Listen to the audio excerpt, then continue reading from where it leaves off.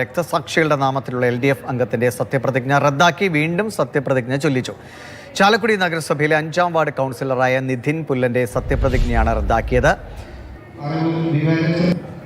വിശ്വസതയോടും എന്റെ പരമാവധി കഴിവും അറിവും വിവേചനശക്തിയും ഉപയോഗിച്ചുകൊണ്ടും നിർവഹിക്കുമെന്നും ധീരരക്തസാക്ഷികളുടെ നാമത്തിൽ ദൃഢപ്രതിജ്ഞ ചെയ്തു. MS ലിഷോയ് വിവരങ്ങളുമായിട്ടുണ്ട്. ലിഷോയ്, എന്താണ് അവിടെ സംഭവിച്ചത്? നിധിൻ പുല്ലൻ നേരത്തെയും എന്തോ വാർത്തകളിൽ നിറഞ്ഞിട്ടുണ്ടല്ലോ. തീർച്ചയായും, അതായത് ഡിവൈഎഫ്ഐ നേതാവായിരുന്ന അതുപോലെ തന്നെ CPM-ന്റെ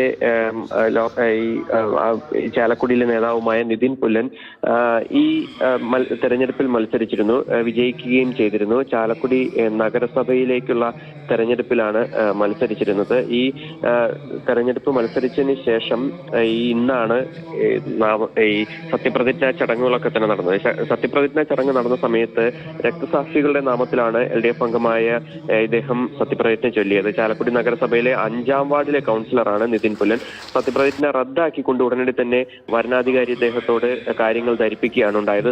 അതായത് രക്തസാക്ഷികളുടെ നാമത്തിൽ ദൃഢപ്രതിജ്ഞ ചെയ്യുന്നു എന്നുള്ളതായിരുന്നു. ധീര രക്തസാക്ഷികളുടെ നാമത്തിൽ ദൃഢപ്രതിജ്ഞ ചെയ്യുന്നു എന്നാണ് നിധിൻ പുല്ലൻ സത്യപ്രതിജ്ഞയുടെ അവസാനം പറഞ്ഞത്. എന്നാൽ വരണാധികാരി ചാലക്കുടി DFO ആയ M വെങ്കടേശ്വരൻ ഇത് ചട്ടലംഘനമാണെന്ന് ചൂണ്ടിക്കാണിക്കുകയും വീണ്ടും ഇനി ആദ്യ കൗൺസിൽ യോഗം നടക്കുമ്പോൾ സത്യപ്രതിജ്ഞ ചെയ്യണം എന്ന് അറിയിക്കുകയും ചെയ്തു. അങ്ങനെ വീണ്ടും രണ്ടാമതും അദ്ദേഹം ഈ ആദ്യ കൗൺസിൽ യോഗത്തിൽ വെച്ച് സത്യപ്രതിജ്ഞ ചെയ്തു. പിന്നീട് ദൃഢപ്രതിജ്ഞയായിരുന്നു ചെയ്തിരുന്നത്. LDF അംഗങ്ങളിൽ ആകെ 30, അതായത് ഈ 30-ാം വാർഡിലുള്ള കൗൺസിലർ ജിൽ ആന്റണി എന്ന് പറയുന്ന വ്യക്തി, അദ്ദേഹം ഈശ്വരനാമത്തിലാണ് സത്യപ്രതിജ്ഞ ചെയ്തത്. ഈ നിധിൻ പുല്ലൻ നേരത്തെ പോലീസ് ജീപ്പ് തകർത്തതുമായി ബന്ധപ്പെട്ട് ജീപ്പിന് മുകളിൽ കയറി പോലീസുകാരെ ആക്രമിക്കുകയും അതുപോലെ തന്നെ ജീപ്പ് തകർത്തതുമായി ബന്ധപ്പെട്ട ഒരു കേസിൽ പ്രതിയായിരുന്നു.